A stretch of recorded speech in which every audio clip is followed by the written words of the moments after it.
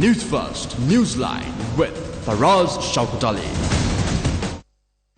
Good morning and a very warm welcome to Newsline, live from the News First studios in Dawson Street in Colombo. Today, the 8th of January, is a day full of many anniversaries, some happy, some tragic.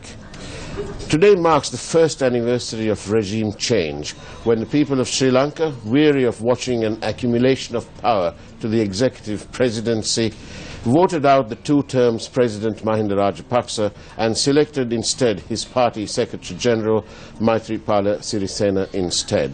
Today is the anniversaries of many a people. One of Sri Lanka's top 10 billionaires, according to the Rich List 2013, Ishara Nanayakkara, is 43 today, and on a personal note, Chanel is 19. But today is also the 7th anniversary of a tragic incident yet unresolved: the unlawful killing of Lasantha Wickrematunge.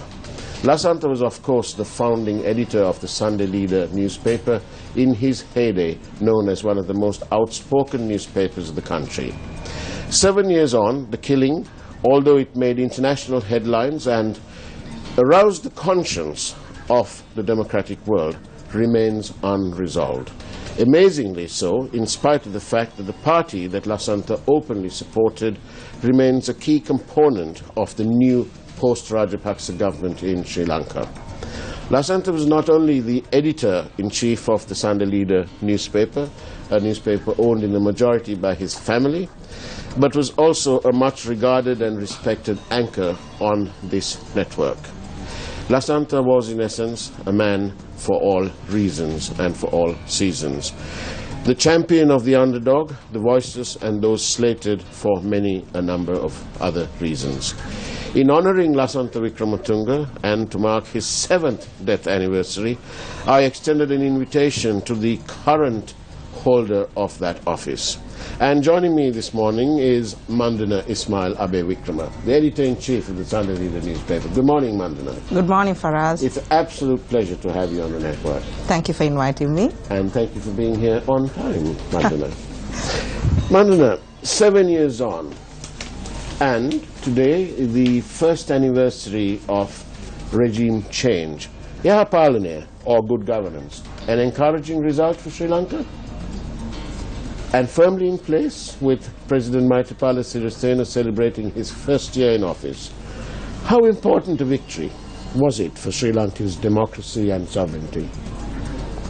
Yes, Faraz. Well, going back in time, back to 2015, January 8th, looking at the situation at that time, of course the January 8th victory was a victory for the people. Because by then, the situation in the country, and speaking as a journalist, when it came to media freedom, it was at an all-time low. Basically, we were scared to even walk on the streets.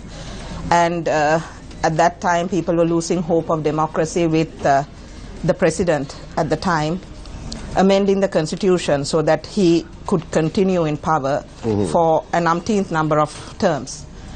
And given the situation, there were lots of changes in the consistency of parliament as well, and there was an altered 2/3 majority in parliament where any legislation could have easily been taken in, and that is a first sign of a bad democracy, when you come to a parliament where legislation cannot be debated as it should be or challenged as it should be.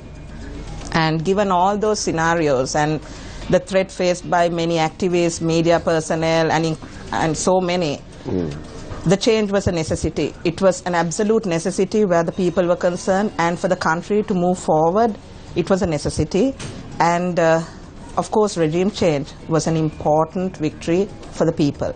And it was a natural change, wasn't it? It sort of came up from the people. Yes, it was actually the people who came out with it, because if you look at President Maithripala Sirisena, he was not groomed as such as a future leader at that time under the Rajapaksa regime. Yeah. So given that scenario, as well as the fact that President Sirisena at that time was a general secretary of the Sri Lanka Freedom Party, when he stepped out, there were doubts about how it would be, and there was an enormous risk that the president and Minister Duminda Dissanayake took at that time. But fortunately, there were lots of people, a majority of the country felt that there needed to be a change, and there needed to be a change for the better, and they voted for good governance, they voted for democracy. So people who voted that day voted for those policies and principles, I think, rather than a particular individual. They voted for that entire system to be in place. So therefore this government has a duty to ensure that those principles, good governance, democracy, media freedom, all those principles are set in place. And so, Mandana, would you say, would the consequences of an unprecedented third term for Mahinda Rajapaksa, would it have been truly disastrous for Sri Lanka? Yes, I would say yes. And there are reasons to say yes, because coming from a background of the Sunday leader, we have exposed many issues of corruption. And today, if you look at it, most of the investigations that are carried out by the FCID and the CID are based on investigations done by the Sunday leader.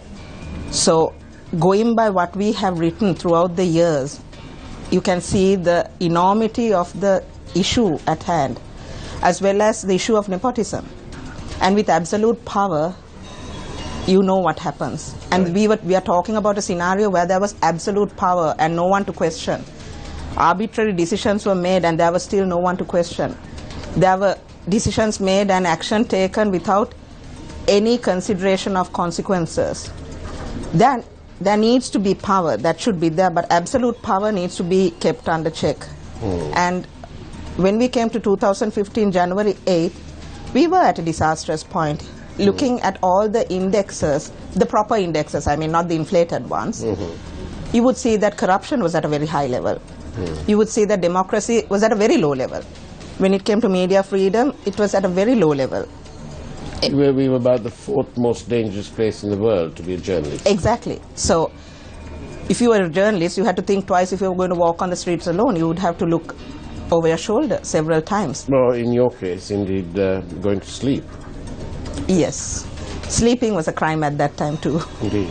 So it was a difficult situation, and the suppression of the media, and then suppression came in many forms. Initially it was physical attacks, and then finally it became veiled threats, and then threats resulting in most media personnel imposing a self-censorship. Yeah. It came to such an extent where people couldn't write the names of the VVIPs of the former regime. Yeah. It came to a point where even if you speak out the names, that could not be aired in electronic media. So when you come to a situation like that, yes, we have reached a disastrous point and a change has to happen. And that happened in last year, and it was for the better. Let's hope that it continues. We're getting a call in from one of our viewers who's asking what of the many promises made by the former president to have an expeditious inquiry into such matters as the killing of Lasantha Wickrematunge. He promised many times. And, yes. And today it's 7 years. And today is also 7 years and 2 days since our own premises was attacked and burnt and bombed. Yes. With the Claymore bomb, no less, the end. So what of those promises? Yes, those promises, there have been many promises made, where especially whenever there was an attack on the media, there were instant promises that were made, and letters sent to the IGP for speedy inquiries, all that. And of course, we know that none of those happened, which is why finally we, the journalists, got together and decided that January has to be a significant month. That is why we call January Black January.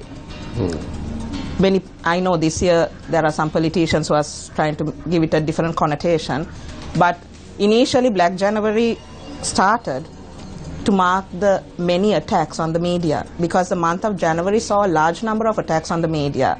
As you rightfully pointed out, the attack on MTV MBC, then Lasantha's murder, and then Pragit Eknaligoda's disappearance. Indeed. And there were so many other instances as well. So I just took some of the main high-profile